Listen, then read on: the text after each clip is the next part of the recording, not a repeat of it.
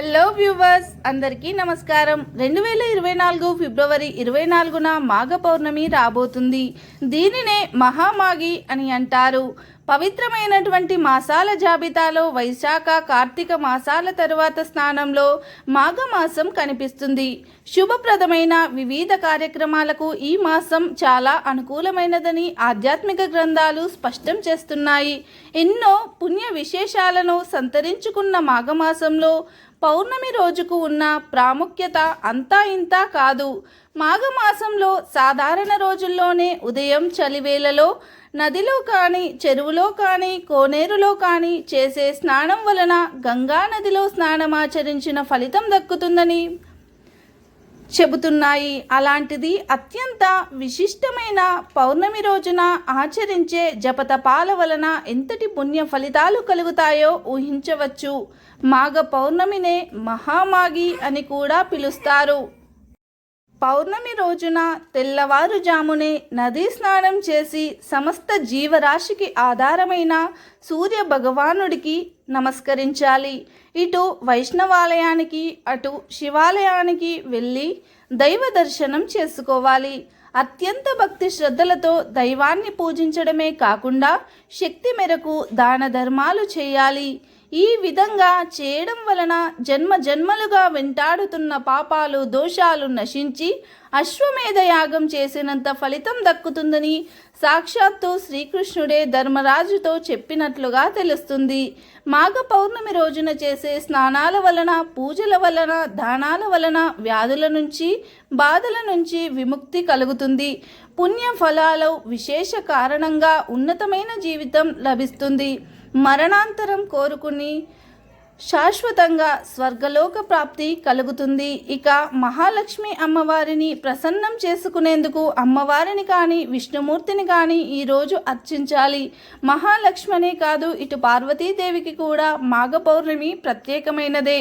భూమి మీద ఒక శంకు రూపంలో పడిన పార్వతీదేవి దక్ష ప్రజాపతి చెయ్యి సోకగానే బాలికగా మారిపోయింది. ఆ బాలికకు సతీదేవి అన్న పేరు పెట్టి అల్లారు ముద్దుగా పెంచుకున్నాడు దక్షుడు. శంకువు సతీదేవిగా మారిన రోజు మాఘ పౌర్ణమి. ఇక మునులలో ప్రసిద్ధుడైన కపిల మహర్షి జన్మించింది కూడా ఈ రోజే అని కొన్ని చోట్ల ప్రస్తావించబడింది.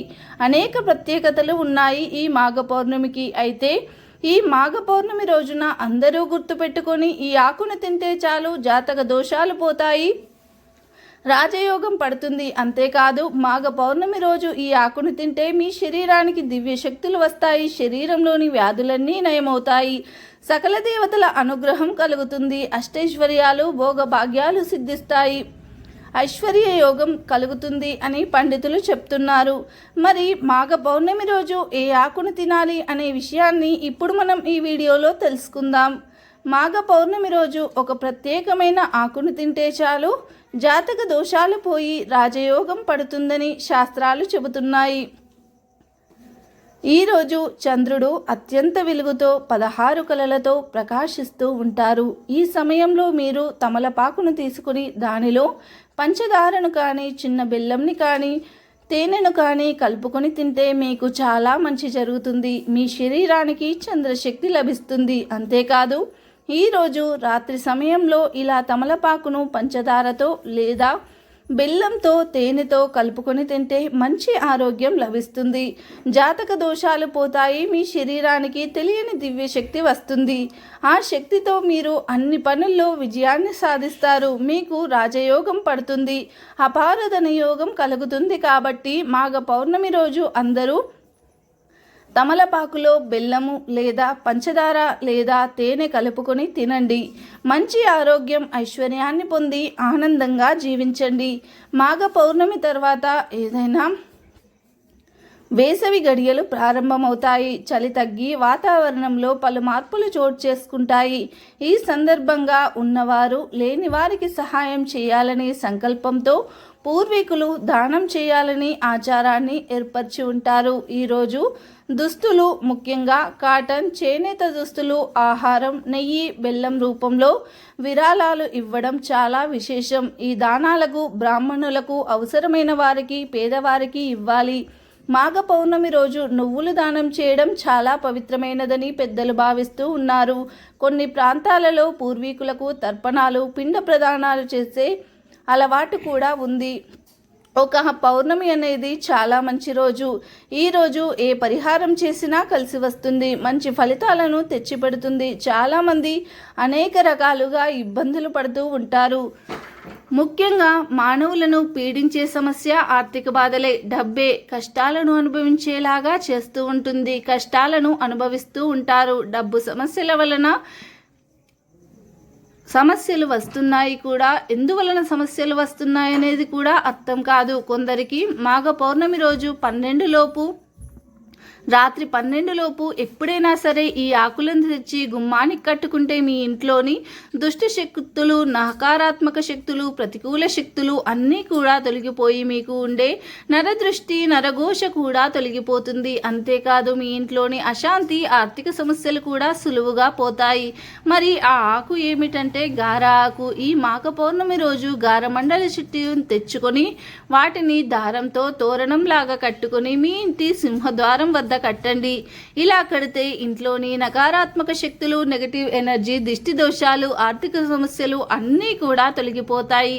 గార చెట్టు ఎక్కువగా పల్లెటూర్లలో రోడ్డు పక్కన కనిపిస్తూ ఉంటుంది. ఇవి చాలా అరుదుగా కనిపిస్తూ ఉంటాయి. కనుక పౌర్ణమి రోజు కనీసం ఒక గారమండల తెచ్చుకొని ఇంటి ముందు కట్టినా సరే అద్భుతమైన ఫలితాన్ని కలిగిస్తుంది.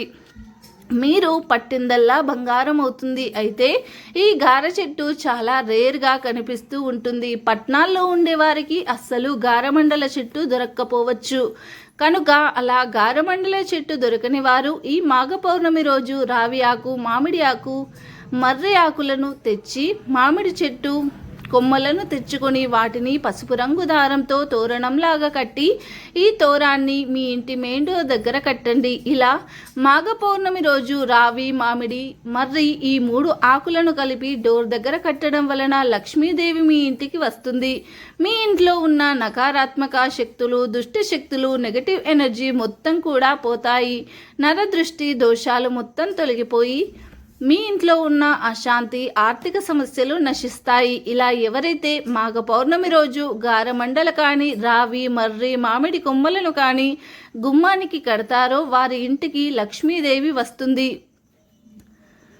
దరిద్రం అంతా కూడా పూర్తిగా తొలగిపోతాయి. మీ జీవితం అద్భుతంగా మారిపోతుంది. మీరు పట్టిందల్లా బంగారం అవుతుంది.